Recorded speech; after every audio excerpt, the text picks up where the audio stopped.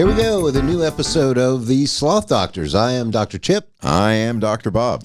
And this episode is going to be medical nightmares. But before we get started, how was your drive down?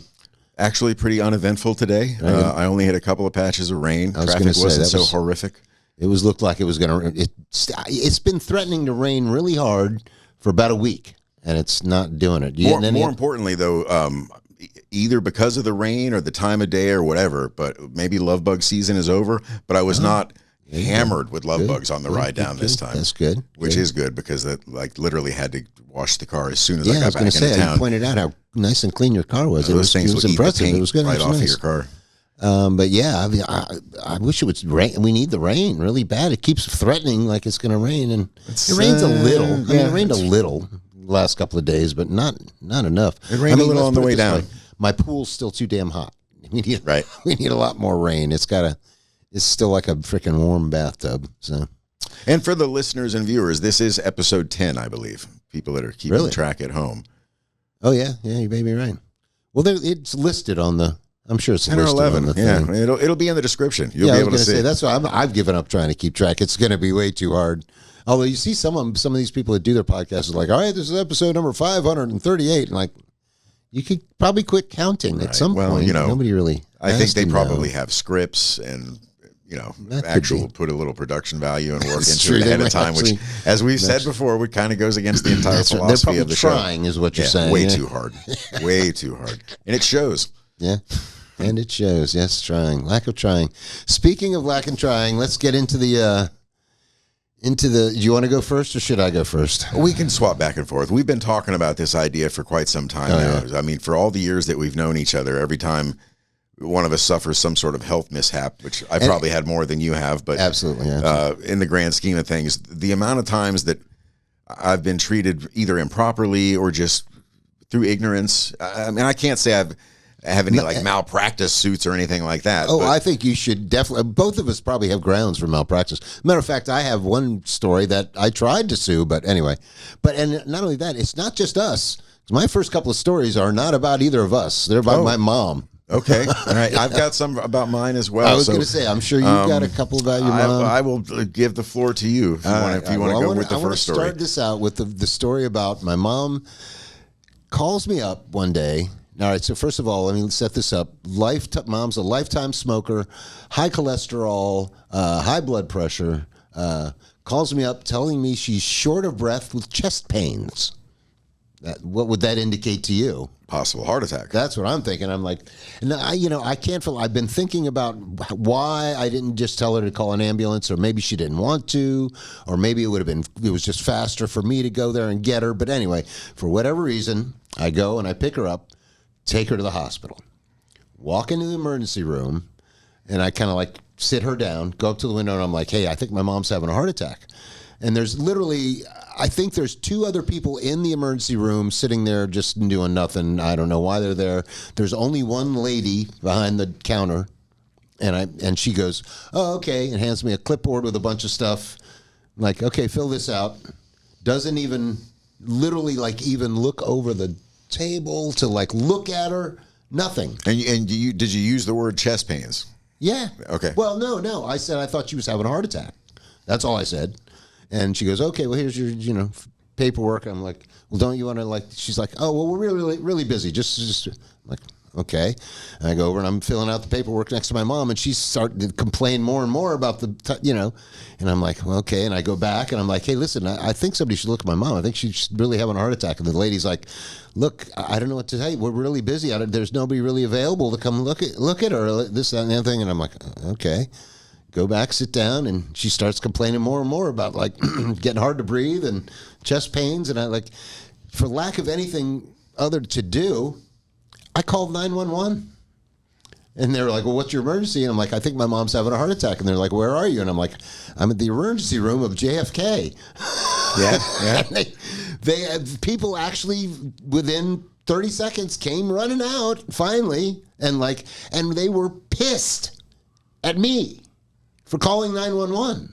I'm like, what? First of all, you tried to avoid calling 911. Absolutely. And secondly, she's as close to there as, you know what I mean? Like, you guys don't even have to start the van. Yeah. You can just wheel her right into the back and start this process. Insane. And they were just, I mean, they were livid that, like, why are you abusing this? I didn't know what else to do. I don't know what you wanted me to do. I don't know. And finally they took her back, and apparently she was having an anxiety attack or something like that. So not a heart attack, but not still, a heart attack. But I mean, if they'd have come over and taken her pulse and said, okay, she's okay, just fill out the paper, I'd have been fine. They didn't look at her. They didn't touch her. Nothing. I have to say I'm surprised by that story, because one of the few things that they usually does get you, so to speak, pushed to the front of the line is the chest pains. Obviously, going into labor is another big one. And then the third biggest one, of course, is literally bleeding out in front of somebody, you know, gunshot wounds and stabs and that kind of thing. But most of those times, most of those people are being brought on an ambulance or even a trauma hawk or something. That is the moral of the story. Always go with an ambulance. Always. You do get immediately taken back. That's true. Always go with an ambulance. If you need to be seen at a hospital, call an ambulance. Even if you have to meet them en route, you got to go in an ambulance, or else they'll just ignore you.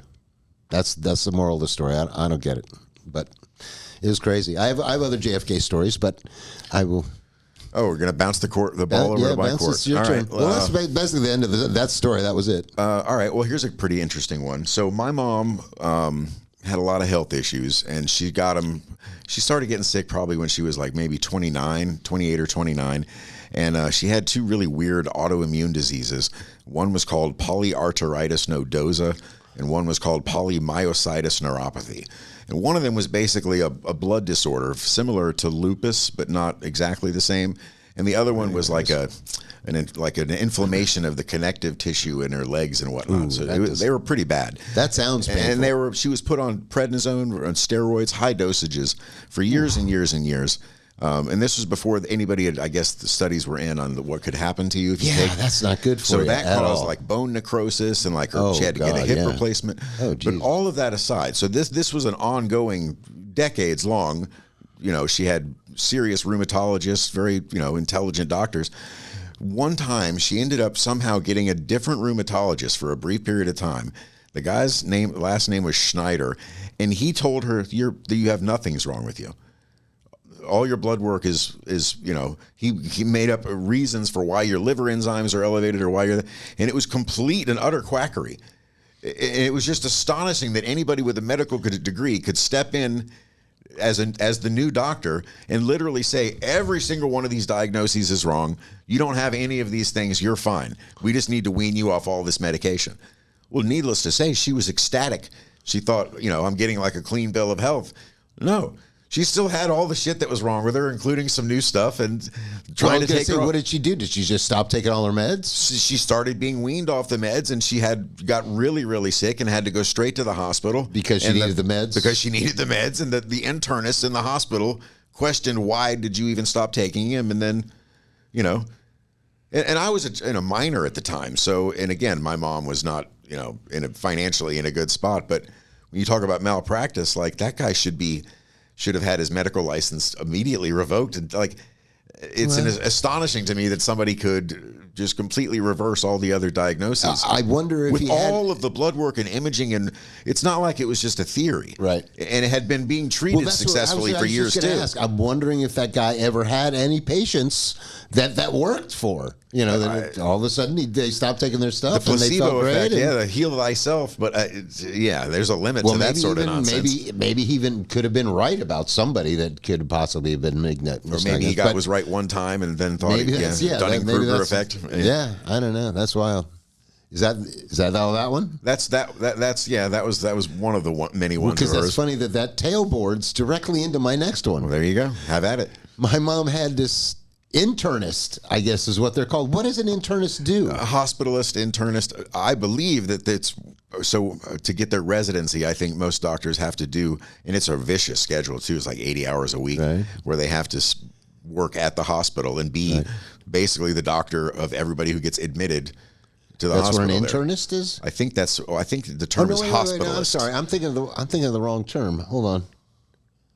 Not internist. What's the term you just used for your mom? Hospitalist? No. What the hell's the name? Oh God, no, I can't remember. Rheumatologist? No. I mean, that's a specific kind of. God, I can't remember the name of it. Anyway, she was going to this doctor. I thought it's not internist. I thought that was it. It sounds something like that. But anyway, she was going to this doctor. One day I'm over at her house, and she literally pulls out a gallon baggie full of pill bottles of all the stuff that she's apparently currently taking. And I'm like, you take all that stuff? And she's like, yeah. Now, granted, at least about a third or a half were supplements and vitamins and stupid shit like Right, that. over-the-counter stuff. But still, there was, I'm going to say, at least 20, 25 pill bottles of prescription medications that she was taking. And I asked her, I'm like, what does all this stuff do? She's like, I don't know. I'm like, well, who's giving you? Internist.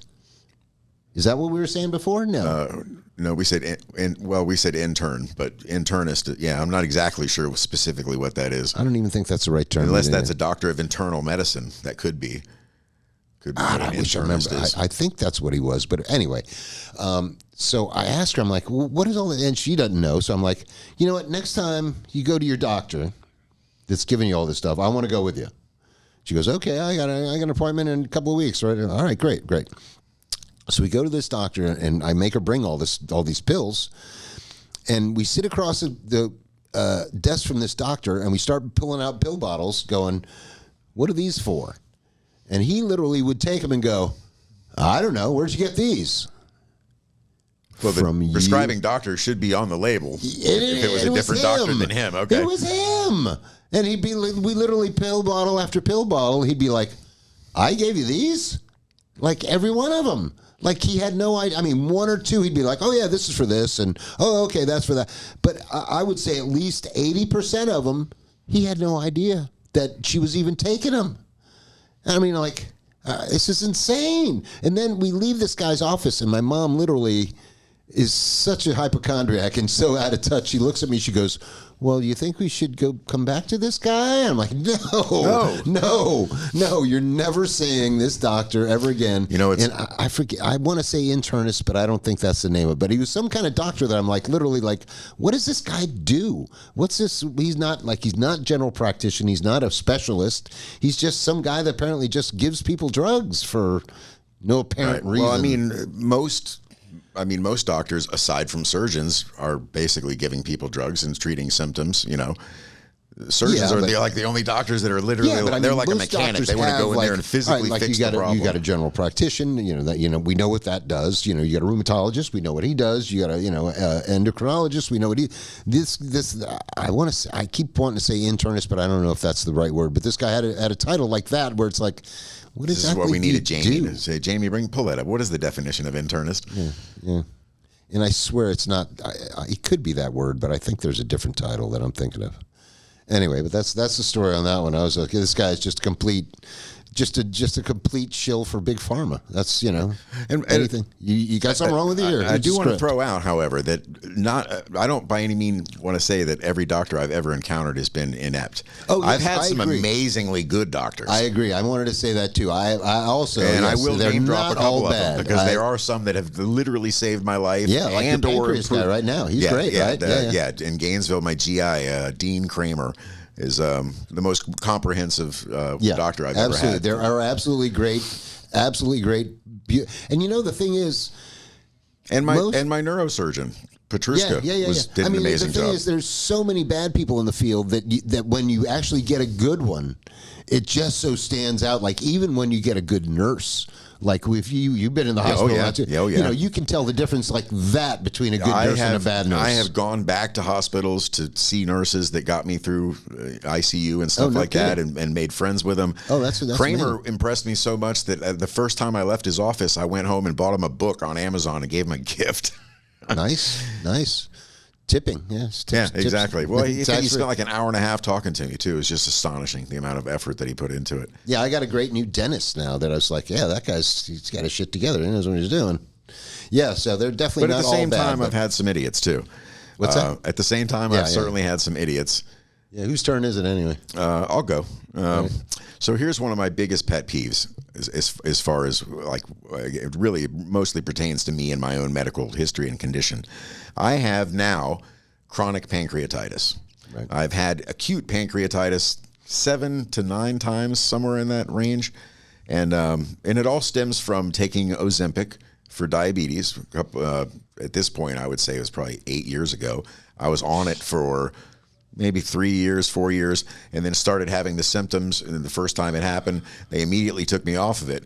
But it did lasting damage. It ruined my gallbladder, which I've since had removed, which I would have never have had to have had done had it not been for the taking of the Ozempic. But all of that leads me to this point, which is doctors they love Occam's razor. They always want to go for the most obvious solution to anything first, right? And if anybody that knows anything about pancreatitis, 90% or more of people with chronic pancreatitis are alcoholics. That's how you get it, okay? In spite of all the records in my medical history, every single time I go to the hospital for pancreatitis, I have to do this whole rigmarole with the admitting doctors there and convince them that I'm not an alcoholic. Right. To this point where now I'm just like, look, man, just go run liver tests. You can have hair, blood, and piss. You can have anything you want. Nothing besides the fact that most people do, in fact, get it from drinking will show you that I drink, because of all the things in my life that I have maybe dabbled in, alcohol was never my thing. I've never been an alcoholic. Never been a big drunk, and so that's, although that is how I also found out, weirdly enough, that apparently there is he didn't tell me the species, but apparently there's a type of scorpion that the sting of which can give somebody pancreatitis. It's like, you didn't get stung by a scorpion, did you? I'm like, no. I certainly did. That is wild. That its venom is that specific. Yeah, that's what it does. Yeah. So I'm curious to see how many. So wait a minute. People are going to end up with problems like this from Ozempic, from the Ozempic and the Mounjaro and all. Now that everybody's taking it just for weight loss, because when I was prescribed it was. And the weight loss aspect was not even well known or publicly known. My doctor told me, he's like, you might lose a little bit of weight. Let me just make a point. I mean, you were in relatively good health until the neck thing, right? Yeah.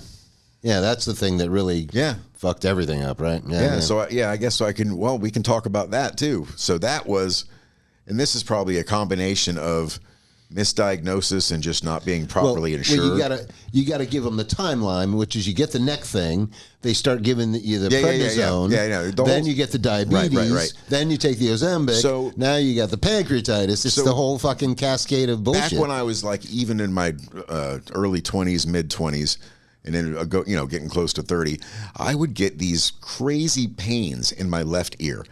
Shooting, stabbing pains only in my left ear, and it would make me screw my whole head up like this, and it would only last for maybe 10 seconds at the most, which actually is a really long time to do that and have that kind of pain. And I went to several different doctors about it, and finally and they didn't do any imaging, but just based on symptoms and whatnot, I was diagnosed with something called trigeminal neuralgia, which means a pinched cranial nerve. There's a nerve that's pinched somewhere. And the old French word for it is tic douloureux, which means painful tic, painful facial tic, which the first doctor that diagnosed me told me that's what I had. So I was just thinking, it's just something you live with. There's nothing you can do about a pinched nerve.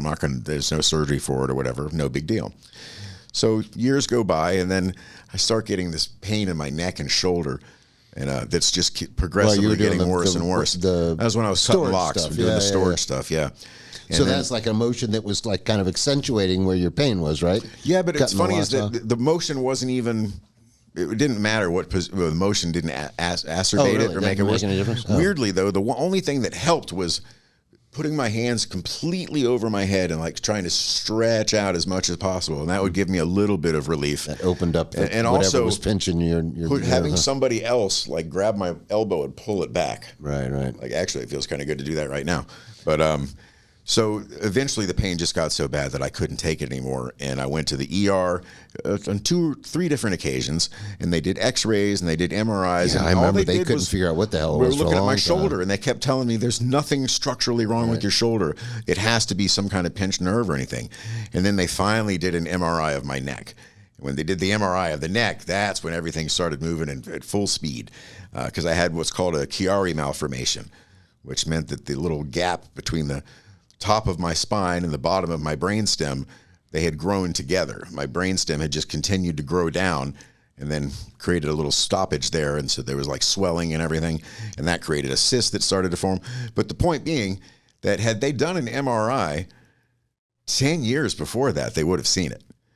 What would they have done, though? Could they have done something? They still could have. They would have been able to do the procedure they did now, which was the craniotomy, cervical laminectomy. But it would have been better then? Well, they wouldn't have had to do everything that they had to do because they would have gotten to the problem so much sooner. It would have been so much smaller. The syrinx, the cyst wasn't even there. It wouldn't even have been there at that point. The recovery would have been easy. The surgery would have been easier. Everything would have been cheaper.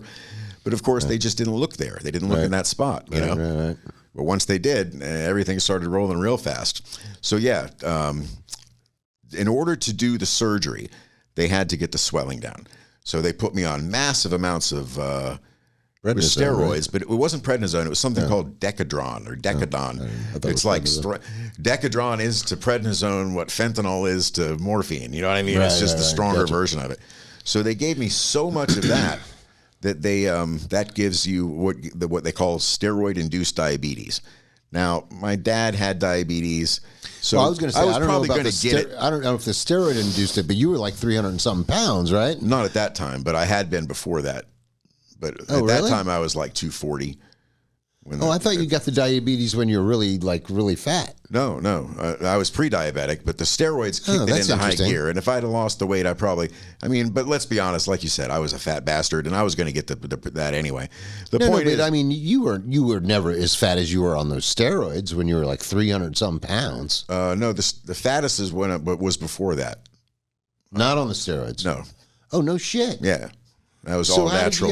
I thought you only got that fat because of the steroids. No, I was just a fat bastard. Well, you're probably just not doing a lot and eating. All right. I mean, I was working in the restaurants, but still, I just, was very lazy, and I just ate I did a lot of binge eating, but anyway, that was all bad. All right, well, that's one. Starting to make me lose track of where I'm at in the story. Oh, so they gave me all these steroids, which gave me the diabetes. So then I started trying to eat really low carb because I was freaking out about all the other health issues, forgetting that I had also had diverticulitis. So I'm eating popcorn because popcorn is just like the greatest food for diabetics, but it's like free. There's like virtually no carbs in it. It's like air because it's so airy. Oh, God. You know what I mean? Popcorn gives me the worst heartburn, man. Well, just even thinking about it. I ate an undigested kernel, I guess, or whatever, and that got lodged. God, and then I had to get emergency colon surgery. I had like a bowel resection. Yeah, I remember. And then that was the one where I didn't wake up for 3 days. And then the surgeon that did that is definitely on the list of medical horror stories, because she butchered me quite badly. Now, I thought you got butchered on the hernias. The hernia thing. Yeah. Oh, that's another one. Those were later. Yeah, that's another guy. That's another woman doctor. No. Oh, okay. I thought that was okay. Never mind. Sanchez was the surgeon that did the bowel resection, and it wasn't like an emergency surgery thing. But you know how you fill out that paperwork that says, in the event that I don't wake up, or you got to, I give you permission to do whatever it is you got to do to keep me alive. So of course everybody signs that, or at least I assume they do. I signed it. So when I woke up 4 days later after the bowel resection, to find out that they had put what's called a Greenfield filter in me. It's an IVC. It's there to catch blood clots, right? They're only supposed to leave them in for, I think, 30 to 60 days maximum. And at the time I had county healthcare district insurance, like the lowest of the low. It was all I could get. Yeah. And at that point, I definitely had pre-existing conditions, so it's not like I could shop around even if I had wanted to. Yeah. Well, so they put this filter in me, and then they waited to remove it because I was going to get Medicare because the disability was going through, like, this guy's going to be stuck in a wheelchair for 18 months after the brain surgery thing, so there's no chance of working.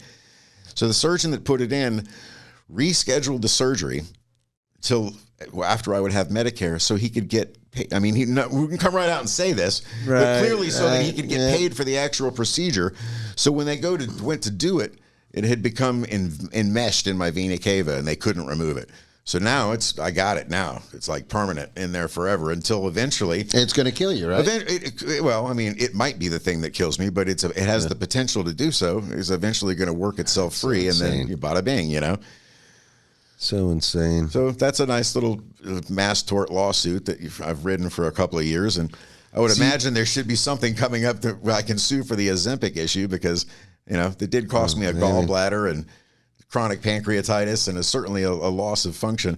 Oh, Kramer, the reason he's such a genius is he's the doctor that actually figured out that my pancreas wasn't digesting food. Like it wasn't just that it was, acting up and having flare-ups with pancreatitis. Oh, right. But he's the one that put me on the pancreatic enzymes that I eat. I take them every time I eat. Right. Kind of does your digesting for you. So what did the other people think? That just there's something wrong with his pancreas we don't know? Well, the prevailing theory up until that point, aside from you're an alcoholic, which I proved that I wasn't, was the gallbladder. They did a HIDA scan on the gallbladder, and it showed that it was full of sludge and everything, and that it wasn't working. But I think it wasn't working because of the Ozempic. Because it paralyzed my gastrointestinal system. And they took that out and it didn't make it any better, They took that out, and they were like, this fixes your problem. They literally said, you can eat anything you want. And I'm like, oh, that sounds wonderful. Obviously you have to wait a little while. So I waited, I think it was two or 3 months after surgery, and had some pizza and had immediate pancreatitis and had to go back to the hospital. And I was very pissed on that one. Oh, I bet. Yeah, see, now it's hard to follow that kind of story with some bullshit that I went through. Well, I mean, my advice to people with doctors is that, and I can't tell you how many times I've had a doctor pull out their phone and literally look things up while I'm talking to them. No, I can't see their screen. I'm not sure if they're using WebMD, which they tell us not to, or whether they have access to some actual college paper or something, or institution they're making, reservations for later. Exactly, or what they're doing. They could be looking at porn later, for all I know. But yeah, so the point is that doctors are great, but they're still just people. And just because they have a degree on the wall doesn't mean that they didn't graduate last in their class. They could literally have been the dumbest person in that class. Yeah, that's absolutely true. But you need them, and they will save your ass. All right, so let me tell you this story, another JFK story. All right, this is about a time I had vertigo. I'd never had vertigo before in my life. And I don't know if you've ever had vertigo, but basically it's bed spins 24/7. Yeah, I've never had it. Yeah, I know what it is, though. Yeah, so it's like you're just sitting there going like, wow, why do I have bed spins like all the time? All right, so I had it for like a couple of days until I finally went to a doctor. And then the doctor's like, yeah, here's some scripts. And I had a girlfriend at the time that literally just took me to obviously you're not supposed to drive because your bed spins. So she drove me there. On the way back, she dropped off the scripts, dropped me off at home, went back, got the scripts, came back, and just gave me a handful of pills, glass of water, okay. And then went back to work. She'd done this on like her lunch hour or something. And so I'm sitting there, and I just start feeling really bad. Just start feeling like shit, and I'm throwing up a little, and just stomach's feeling weird. And anytime, as a matter of fact, the major symptom I was having is anytime I was standing up or sitting up, I started feeling nauseous. If I was laying down, I was fine. But if I stood up or sat up, I got really nauseous, like I was going to throw up. So I call a buddy of my next door neighbor at the time, Chris, rest in peace, and not next door neighbor, but an ex next door neighbor. Was my buddy. He's like, look, man, come over and take me to the hospital. There's something going on. I don't know what's going on. And he comes and he gets me, and we go to JFK. And it's funny too because he drops me off at the entrance. And even though I'm dizzy, I can still walk. I might look drunk a little bit, but I can walk. And he drops me off at the entrance of JFK. That's a place you're allowed to look slightly drunk, walking into an ER. But, I mean, they're doing some kind of construction there at the time, and I literally have to stumble down this, like, weird construction corridor of about 100 yards, and I'm like, what the hell is going on with this place? Anyway, so I get in there, and I go to the desk, and the place is mobbed. I mean, packed. I've never seen this many people in an emergency room before in my life. It's crazy packed. And I full moon? I don't remember, maybe. I mean, this is during the day, too. This is like in the afternoon. So I tell the guy, I'm like, look, man, tell him what I want. He's like, all right, well, go over there and have a seat or something. I'm like, hey, look, man, I really got to lay down. If I don't lay down, I'm probably going to puke or something. He goes, well, we don't have any gurneys. This is the hospital, right? He's like, sorry, man, we're busy. We don't have any more gurneys left. And I looked over and I'm like, there's a gurney like right there. I'm like, what's wrong with that one? He goes, oh, that belongs to that guy. And there's literally a guy sitting in a chair next to the gurney with his arm in a sling. And he goes, that's his gurney. You should be like, hey man, you mind if I use your gurney? No, they wouldn't let me, dude. They wouldn't. I finally said, dude, you're gonna have to give me something. I can't, I can't stand. I can't sit up. I'm gonna throw on some. They finally gave me this kind of like half-assed recliner, which is the best they could do. And meanwhile, I'm getting like a little irate. I'm like, what the fuck? Isn't this a fuck? What the hell? It's a hospital, right? I just want to lay down. Just get me a goddamn gurney. And the orderly guy is a pretty big guy. He's probably about 6'2", 250 or so. He's a pretty big guy. And my buddy is there now also that dropped me off. He's now in there. Is this JFK again? Yeah, no, still same place, same store. He's now parked the car and come in, and he's kind of with me on the getting irate, like, what the fuck's wrong with you people? It's a hospital, right? We're like, maybe dropping some F-bombs and stuff. And this guy's kind of like, hey, you get a little like, you guys better fucking calm down, blah, blah, blah, blah, blah, blah. And we're like, dude, relax, man. What the fuck? So anyway, so they put me in this chair finally, and I actually finally in the chair, throw up in the middle of the hallway, saying like, see, I told you, just get me a damn gurney. Finally, my girlfriend shows up, and she kind of somehow sweet talks him into getting me a gurney. All right. Now, I'm laying there on the gurney. So my friend is now left. He went home. I'm there with my girlfriend. Some cops show up with some guy they just beat the hell out of in cuffs, and they bring him in and shuffle him off to the back, and the cop's standing there with the orderly guy, and the orderly guy's like, yeah, I thought I might have to call you guys a little earlier. This guy over here is getting all out of control. I'm like, dude, I can't stand up. Yeah. I mean, Exhibit A, the pile of vomit that I told you I was going to make. Yeah, what am I going to do, dude? What kind of pussy are you? I mean, I just wanted a goddamn gurney. It was so insane. It was just like... ERs in South Florida are crazy. Dude, and that was the beginning of an 8-hour wait of in that to basically go see a doctor where he said, "Oh yeah, you got vertigo." I've never been in and out of an ER in South Florida in under 6 hours. Oh, I have. I've been in and out pretty quick a couple of times. And here's the funniest thing: the whole reason for the whole thing, it turns out, is when I finally get home, I go and look at the pill bottles. One of the fucking medications was supposed to be taken with food. One of them was like they weren't supposed to be taken together. Right. This chick didn't read any of the instructions. She was like, here, take some. So she ended up putting me in the hospital. Anyway, nice. That's the end of that one. That was an insane. Touch briefly back on the Sanchez, the one that did the bowel resection. As bad as she did butcher me, whatever, that may have simply been by necessity. But the one thing she did that really pissed me off, that screwed me over, was she's the one that just completely cold turkeyed me off pain medication after having been on it extensively for probably 6 or 7 days, and I had a complete nervous breakdown. Like, yeah, that's what I told the story right? on one of the other pods. Yeah, that's where I had that little psychotic break and tried to get out of bed thinking I had a note for them and everything, and that was entirely her fault for doing that. I have no idea why anybody would do that to a patient. It's such an irresponsible way to do it. And it's not, here's the worst part too, it's not like she was discharging me in the morning. You know what I mean? Right, so there really was no logical reason to just cold turkey a patient like that. That reminds me of a medical nightmare again of my mom that involves your ex-girlfriend when she was taking care of my mom, and my mom had Alzheimer's, and apparently she forgot she smoked. So, which is great. That's a great way to quit smoking. Absolutely, except when you have a caretaker that doesn't realize, oh yeah, she might be going through some withdrawals. Ah. And instead of just maybe understanding, she sent her to 45th Street.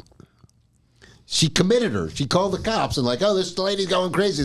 I had to go over there and go, look. Give her a cigarette. Yeah. I mean, what are you thinking? She's going through nicotine withdrawals, you moron. What do it was so crazy. I was like, don't get me started on your ex-girlfriend. But yeah, that was just... I have had some good ER experiences in that small town I lived in when I lived in Ohio for a couple of years. It's like the biggest advantage of a small town is 3 of the different times I had to go to the damn thing, there was nobody there but me. It's in and out in just 45 minutes. Just astonishing. Well, here's actually the last time I was at the ER was pretty much in and out, and this is one of my stories. So I had thyroid cancer. They took my thyroid out, so I got to take the stupid little Synthroid, Levoxion, whatever the hell it's called. Levothyroxine. Yeah, the Levoxathrine or whatever. There's a bunch of different kind of ones. But anyway, so I need to take one of these every day. Or eventually, I guess I would sooner or later die. I don't know what the fuck would happen. I actually went for a long time without taking any. And if you don't take it, are there any gradual effects or feelings or anything? Or is it just doing internal damage that builds up to a point? Well, here's what happened. I went for... Wait a minute. Let me finish the story I'm doing first. All right. So for I was going to this shitty... I might as well do that. All right. So before this story, a long time ago, I just got... pissed with the whole process because I keep having to go to the doctor and pay for labs just to get the stupid script to keep this stuff that I need. So I go to this one place. Oh, no, what happened is I just said, fuck it, I'm just not going to take it anymore, see what happens. And I think I went about 6 or 8 months without taking it. And I felt fine, and nothing really, I couldn't really tell any discernible difference other than at night I could hear and feel my heart beating. Which eventually it was kind of like, yeah, that's probably not good, that you can hear and feel it. But it didn't cause weight gain or weight loss? Nope. Or none of that. Nervousness or night sweats? But the problem is when I did finally go back to the doctor, and this is funny too because I still have the same pulse rate, but they took my pulse and they kind of looked at each other like, uh-oh. And I'm like, what's the matter? And they're like, well, your pulse is 50. And I'm like... Okay. Yeah. Well, you're not an Olympic swimmer, so maybe you're dying. But here's the thing: that's unfortunate. That's still the case. I still routinely. I just went to the doctor, and it was like my pulse was like 55 or 60 or something. It was like, oh, I guess I'm just chill. Yeah. I mean, that's not dangerously low, but it's getting there. Back to the other story. All right. So I need these stupid pills. All right. So I was going to this stupid place called Found Care, which is just. It's literally worse than it's like a level below the healthcare district. It's just so bad. It's federally funded crap, which I thought I was doing great with their dentistry because I was getting cheap cleaning, but apparently they were never doing any deep cleaning. So I actually screwed myself with doing that because now I got all kinds of problems. But they also would do cheap labs and just give me my goddamn script, So, but one time I was running out of pills and these fuckers wouldn't do anything. I kept trying to get a hold of them. I couldn't get a hold of them, or if I'd leave a message and like, look, I'm running, I need, refill my script. I even went down there in person. They're like, oh, okay, yeah, we'll tell them, blah, blah, blah. Nothing. So finally I was about literally out of meds for like 2 or 3 days. No relief in sight. I didn't know what else to do. I went to the emergency room. I was like really apologetic too. I'm like, I hate to bother you guys, but I don't know what else to do. I need my meds. Can you guys just write me a script? And they're like, oh, okay. And they take you back there, and no matter what, they do the blood pressure, and they take, they did all that, and like, all right, we'll take care of it. See you later. I was in and out, and probably, guess how much that cost? $1,200? That's exactly right. Really? Yeah. $1,200 to write a script and stick it in a fax machine. That could be what's wrong with our medical system. You think? Maybe? All right, so... And the only reason I know it's $1,200 is because they wanted me to pay like $300 of it. And they still want me to pay $300 because I am not. And this is the funniest thing is when the bill collectors call on that one specifically, I go, do you know how much you fuckers already robbed? That robbery already? You've already made $800 for doing absolutely nothing. I'm not giving you another $300. I left a Google review for Good Samaritan Hospital once on behalf of Heather, the incident. Say that again? I left a review for Good Sam's ER that has over 7,000 views. Where do you leave a review? On Google Maps. Oh, okay. So any place that you visit, it'll ask you if you'd like to leave a review. So what had happened was she had done something at work where she had scratched her eye or rubbed her eye or something like that, and she was really worried about her eye. And she comes over, and one of her pupils was clearly bigger than the other one. that's usually or can be a sign of actual brain damage. Like that's something you got to get checked out if your pupils are, okay. No shit, I didn't know that. And light is not changing them. Like if they're both getting the same amount of light and one is big and one is little, that's not good. Yeah, that's like something that even boxers, you need to go get checked out. Right. So we go to Good Sam, and they do, forget what, not like X-rays or anything like that, but like a really like a fluoroscope or whatever, and they put this dye in her eye, and sure enough, you could see that there was even her fingerprint of her own finger was on her eye. She'd scratched her eye. Oh wow! And so they prescribed her these whatever stupid drops, but they told her that she needed to see an ophthalmologist. This was a Good Sam, and that they were going to send her to St. Mary's, where they had told us both that they have an ophthalmologist on staff. Which is an insane. That's not the normal kind of doctor that just patrols around a hospital, just a random wandering eye doctor in case anybody needs me. It just doesn't make any sense. Yeah, not there. Probably on call. And this is also, by the way, this is like 3:00 in the morning. Right. So I'm like, okay, fine. If we've got a referral there or whatever, we can go there. Oh well, we need to transport her. I'm like, well, no, I brought her here. I can just take her there. They insisted that she use the ambulance. So we whatever. So we get there. When we get there, they're like, so you're here for a referral? And we're like, no, we're supposed to see this actual we don't have an ophthalmologist here. So they tried to bill her for the hospital ride, both doctor consultations. Oh my She's been Lord. fighting this for like 5 years, 6 years now, and I think she's finally gotten the point across to her that I'm never going to pay you. And then the cherry on top, the icing. So they wrote her a prescription for eye drops. We go to fill them. Something about the bottle just doesn't, like the name of it doesn't make sense because there was no OCU or anything like that in the title of it, right? And I want to say it even had like a EUA or something in the name, and it made me think of like ears. So I literally Googled it and looked it up. They were eardrops. They gave her eardrops instead of eye drops. Christ. Now, I'm not sure if these are multi-purpose, but I'm going to guess probably not. I would also think that the level of sterility required for the product would vary wildly from your eyeball to your ear hole. But, that's just me. I'm not a doctor. So needless to say, didn't use the drops, didn't pay the bill.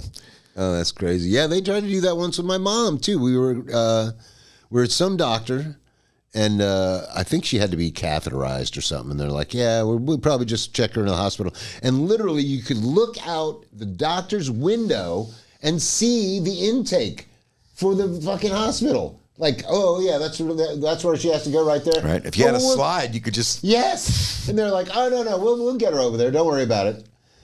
It was like $3,000 or something ridiculous to wheel her across a parking lot. It was like, oh, you've got to be kidding me. Yeah, I got charged for transport at St. Mary's, and they were literally wheeled me from the hospital to one of the exterior buildings for imaging and then back. Lord. Not only did they charge me for the transport, but it's not even an air-conditioned hallway. They wheeled me out into the hot, sweaty I know exactly sun. What you're talking about. Exactly. I know exactly where you're talking about. Which, to be honest, after I had been there as long as I had, I was in that hospital for 76 days straight. Jesus. At St. Mary's. I knew every staff member. Jesus. All the people that worked in the kitchen, the nutritionists, dude, all the nurses, the nurses' aides. In the hospital, let alone. I knew where all the hiding. Yeah, 76 days in a row. Oh, my God. All right. Well, that reminds me of the time I checked myself out of, what is it? It's JFK North or something now. It used to be Columbia. Yeah. And then it became West Palm Medical Center or something like that. I believe. A quick aside, when a hospital changes its name every 5 years, usually it's because somebody sued the shit out of them. Yeah, not a good sign. Not a good sign at all. All right, so it was one of my last knee surgeries, if not the last one. It may be the second to last one. But anyway, by this time, I definitely determined that general anesthesia is not my friend. Whenever I do any general anesthesia, literally when I wake up feels like I've done the worst binge drinking. I mean, just headache, nausea, just horrible. But I'd had one where they did a spinal. What's that called? Spinal epidermal or whatever. Oh, epidural. Yeah. And that worked great. I recovered from that fine. So I'm getting ready to go in for this knee surgery. And even before, a week before the surgery, I even went in for a pre-med meeting or whatever with some, right, where they do an bureaucrat. EKG and a chest X-ray and maybe a stress No, test. they didn't even do that. It was just a bunch of questions, really. And of course, it's like, well, are you allergic to any medication? I'm like, well, I don't really have a good, reaction to general anesthesia. Can we do a spinal? They're like, oh yeah, no problem, spinal. All right, great. Come the day of the surgery, I'm prepped up. They're getting ready to wheel me in there, and I'm like, usually they do the spinal before they wheel you into and they're wheeling me into the room. I'm like, hey, you guys know I'm supposed to be getting a spinal, right? And they're like, what are you talking about? I'm like, yeah, I don't have very good reaction to general anesthesia. And literally, this is what they said. Oh, this is the good stuff. Yeah, very comforting. Dude, that's what happened. Yeah. And out I went. They didn't even give you I want you to count backwards from 100? No. Well, I've never made it past 97. But no, yeah, I don't remember that part enough. Truthfully, I was probably so fucking pissed off and freaking out. But anyway, so they do the surgery. I wake up from the surgery. Sure enough, I feel like shit. Puking, feel like shit. Now, they did the surgery in like late afternoon. So it was literally like 4:30, 5 o'clock when I'm sitting there and they're like, well, you know what? Since you don't feel so good, we're just going to go ahead and check you in the hospital. For observation. Yeah, or whatever. So they take me, they put me in this room with this guy that I guess I don't know if he had like the worst COPD I'd ever heard in my life, but they would come in like every couple hours and literally shot back this guy's lungs out, and he would cough. It was chaotic. All right, so. Oh God! You just made me think of all the times, all the roommates I've had in hospital rooms. So, oh my here's God! Here's the thing. All right, first of all, I had no plans of staying overnight. All right, I haven't eaten anything all day because I'm going into surgery. It's now about 9, 10 at night, and I'm literally like, banging the thing. And if you're for the lucky, nurse, they're going to bring you a gun club sandwich. Are you guys going to feed me anything? I mean, they're like, oh, you haven't eaten yet? Blah, blah, blah, blah, blah. Like, you people are insane. Finally, literally, I don't think I got 10 minutes of sleep that night because of the obviously shit going on. My fucking knee's killing me. I'm not happy. Finally, literally, it got to be about 5:36 in the morning, and I was like, all right, that's it. I know Skip probably is up. I called him up. I'm like, hey, what are you doing? He's like, oh, I'm up. I'm like, come get me. I'm at this hospital. Come get me right now. He's like, oh, okay. And I'm like, get me something to fucking eat on the way. And he finally gets there. He calls me up, and I literally do the old pulling shit out of my things, put my clothes on, start walking down the hallway. They come running after me like I'm trying to break out of prison. Yeah. And they're like, "Oh, you can't yell out." I'm like, "Watch me." AMA. I mean, literally, like with the crutches. Yep. Right after knee surgery, I'm like, "Get my fuck out of my way." That's called AMA, against medical advice. And they run after me with this clipboard. This is the funniest part. You can't leave. You got to sign this. I'm like, well, what happens if I don't sign that? Well, the insurance company won't get paid. Yeah. Should have told me that. Yeah, you're definitely not signing it now. And I just wallowed my ass right. That was the most horrific night of hospital.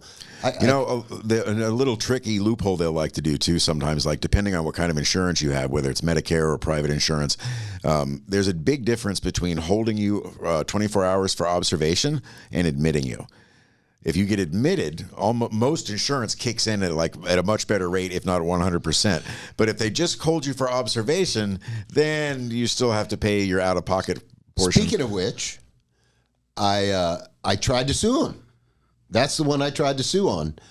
First of all, I called the insurance company. I said, look, these people just, I forget what, I'm sure they paid 20, 30 grand for overnight of stay in the hospital. Yeah, so 15. I called the insurance company. I said, don't pay that claim. You just got scammed. Of course, they don't care. They're part of the scam. So right. That was a complete waste of time. But I literally took them to small claims court because that's the only thing you can do. Yeah.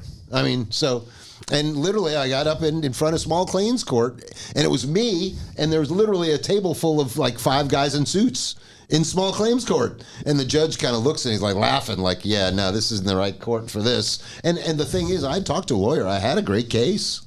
I mean, every lawyer I talked to said, yeah, you got a case. You could probably win $10,000, $15,000. I go, oh, great, let's do it. He goes, well, do you have $2 million to do it? Because unless you got about $1 million or $2 million because they're just going to tie it up for a long time. And yeah. Yeah. So, I mean, I could outlast you. Yeah. Outspend you and outlast you. Yeah. I mean, yeah, absolutely had a great case. Every lawyer I talked to said, yeah, you could absolutely win that if you can. That's why I took it to small claims. I was like, well, I'll just get as much as I can in small claims, but they wouldn't. Nothing.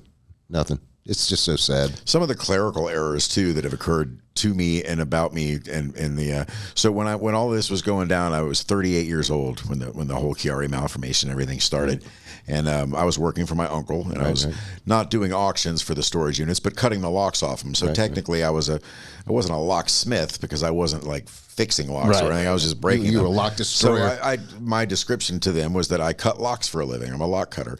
And so one of my discharge papers had me down as an 88-year-old female log cutter. All right. So no, that didn't raise any suspicions with anybody that they had just recently discharged an 88-year-old lumberjack from the state of Florida. Log cutter. Granny's out there chopping down trees. Wait, I mean, what is that even a job description? Isn't that normally called a lumberjack? I would think that would be called lumberjack, but no, it's an 88-year-old female log cutter. Oh God, our system is so Jesus Christ. If it doesn't fit into the field, it doesn't exist. Right. You know, it's just oh God, everything's so digital now. Well, I think we probably ought to wrap up this episode, right? Yeah, I think we are going to wrap this episode up, and we'll be back with more, and we may actually, in fact, be back with a continuation of this, because I think we have more to talk about. Yeah, I'm trying to think of a few, but yeah, I think I could come up with a few more. So, all right, guys, we'll see you in the next episode. Yes, we will. Hit that like and subscribe button, and we'll catch you next time. Oh, that's right. Before we forget, we got a link. Look in the comment section for a link to our Venmo. Yep, we're gonna, because now tips are untaxed. Exactly. So tip us all you want, at least up to the first 25 grand. So yes, we promise to stop accepting tips after that point. We promise to be philanthropic with it and pass it out to everybody that we can spend it with. That's all. All right, We'll see you next episode.